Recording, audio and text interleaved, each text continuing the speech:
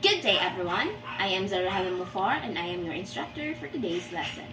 Our lesson for today is about a demonstration of a calculation process in point D to point F of a titration curve of a polyfunctional acid.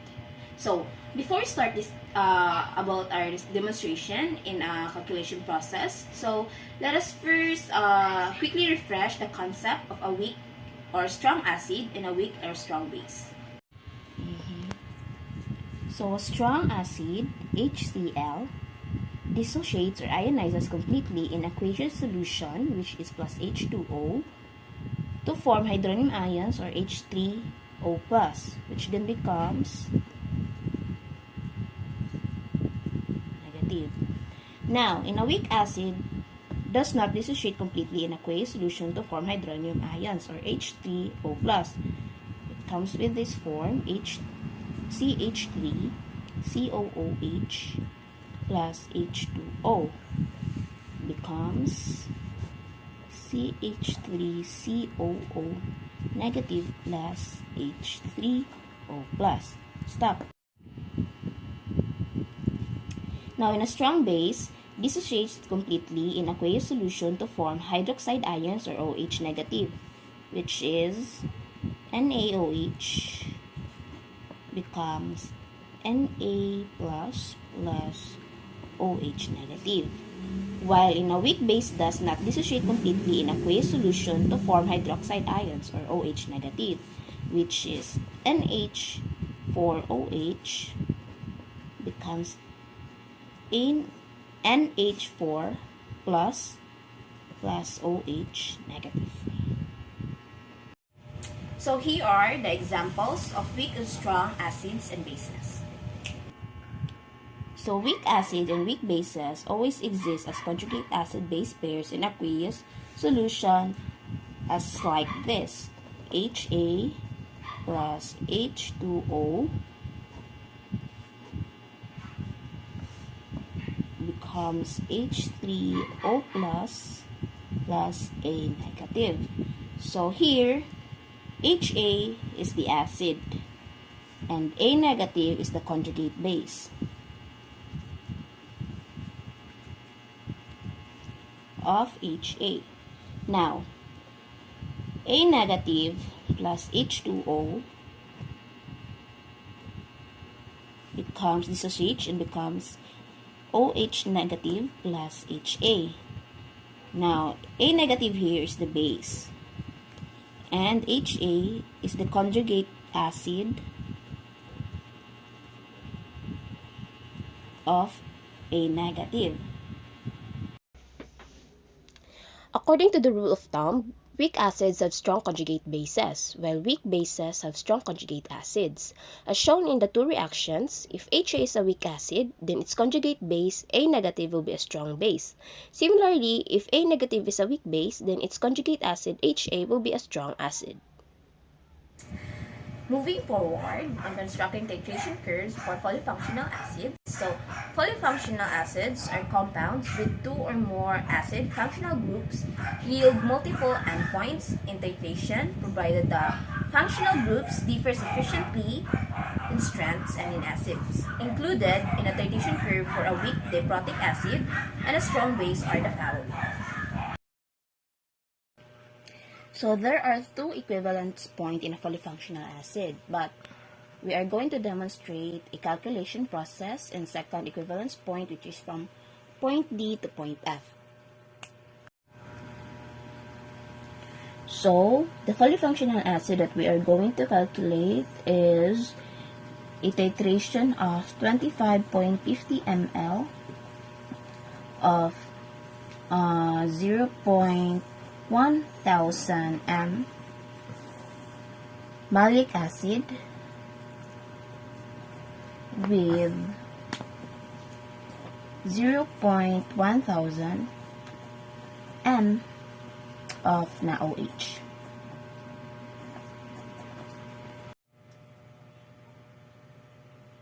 So now, in point D, which is the region D, we are going to get the second buffer system consisting of a weak acid HA negative and its conjugate base Na2A. So at this point, the dissociation of a weak acid HA negative predominates in the solution, which then becomes HA negative plus H2O dissociates and becomes H3O plus A2 negative. Now, getting the Ka2, so now, in point D, which is the region D, we are going to get the second buffer system consisting of a weak acid HA negative and its conjugate base Na2A. So at this point, the dissociation of a weak acid HA negative predominates in the solution, which then becomes HA negative plus H2O dissociates and becomes H3O plus A2 negative. So with this, the Ka2 or the acid constant dissociation of this solution is Ka2 is equals to H3O plus times A2 negative all over HA negative, and we'll get the Ka2, which is 5.9 times 10 to the power of negative 7. Now, the pH equals to pKa plus log CNA2A all over CNaHA can now be applied. So to find the CA2A,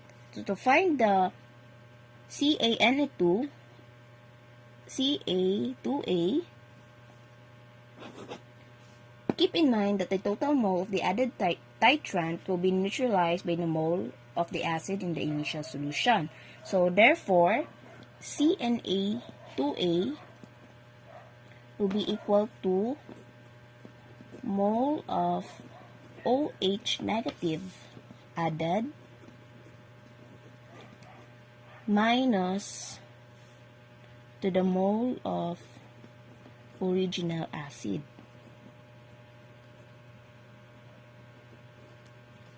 divided by total volume of the solution. Now, CNA2A will be 25.50 ml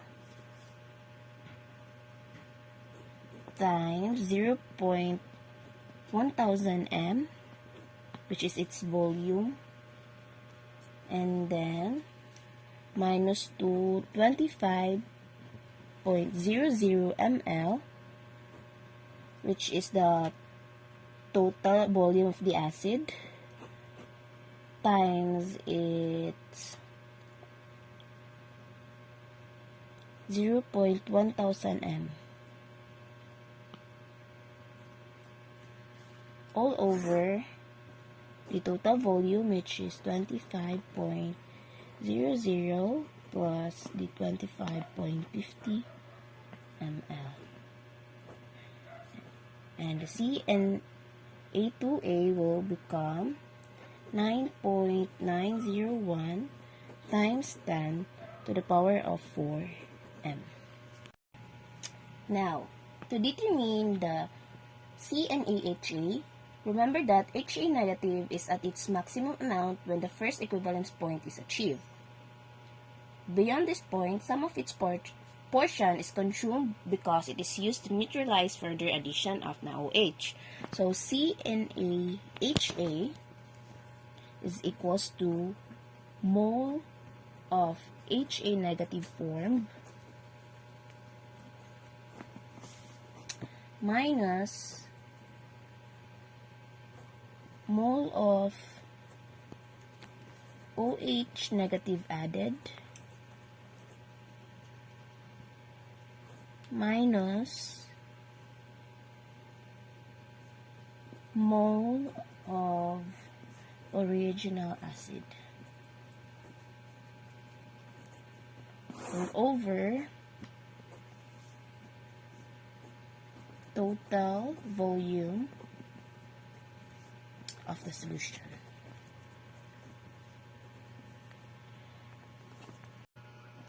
Now, CNA HA will be 25.00 ml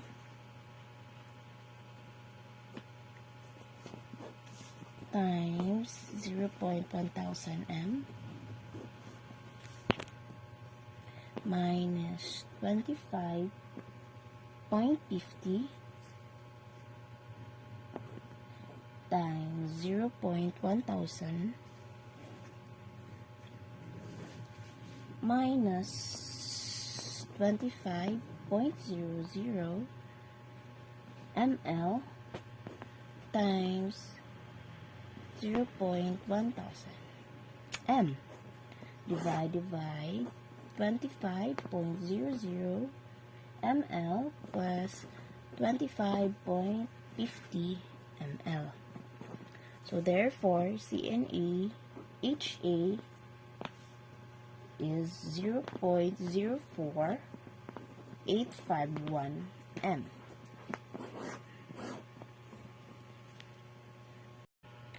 Now with this, we can get the pH, which is the pKa plus log CNA2A all over CNAHA is equals to negative log times 5.9 times 10 to the power of negative 7, which is the acid constant acid dissociation, plus log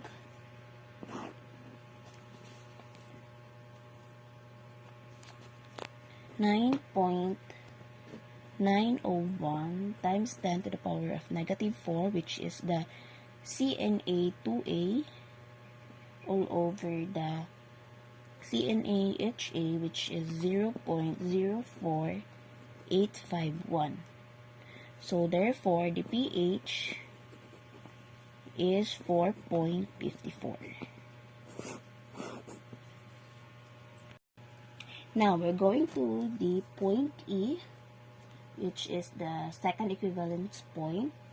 So all HA negative, after this, the solution will be added 50 ml of NaOH. So all HA negative is converted to A2 negative, which reacts with water to form OH negative. So A2 negative plus H2O becomes OH negative plus HA negative. So getting the CNA2A, this becomes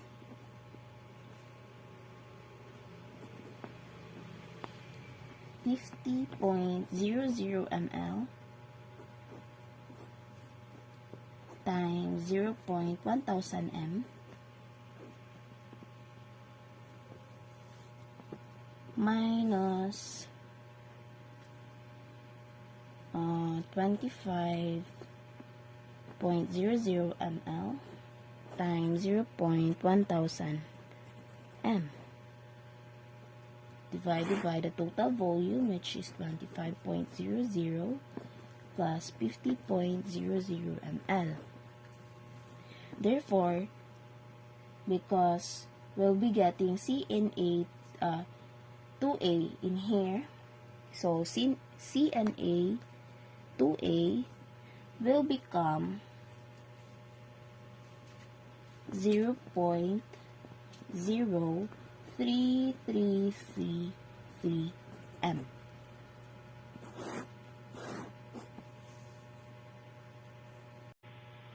Now getting the mass equation, which is OH negative is equals to HA negative. So, with this, it becomes A2 negative is equals to CNA2A minus OH negative is equals to 0.0333, which is the conjugate base. Now, because A2 is a weak base, KB1 or the constant base dissociation is used in this system to calculate the pH. So, KB1 will be OH negative times HA negative all over A2 negative is equals to KW all over Ka2 is equals to 1.00 times 10 to the power of negative 14 all over 5.9 times 10 or the Ka1 or the Ka2 to the power of negative 7. So, KB1 will be 1.6949 times 10 to the power of negative 8. So, now we're going to get the OH negative. So, OH negative is equals to X is equals to square root of 1.6949 times 10 to the power of negative 8 times 0.0333, which is the CNA2A, and OH negative will become 2.3768 times 10 to the power of negative 5. Now, getting the pH will become 14.00, which is the standard pH, minus log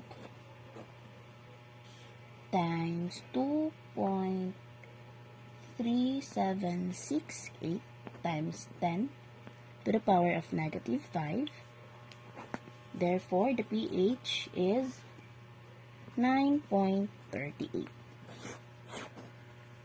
After getting the point E, we'll now go to the point F, which is the pH beyond the second equivalence point. So, in this section, so there will be the additional 51.00 ml NaOH. So, keep in mind that the NaOH added into the solution is neutralized by the two types of acid, which is H2A and HA. So, the two acids require 50.00 ml of NaOH. Thus, the excess volume of the titrant is only 1.00 ml. So, therefore, COH negative is equals to 1.00 ml times 0.1000 m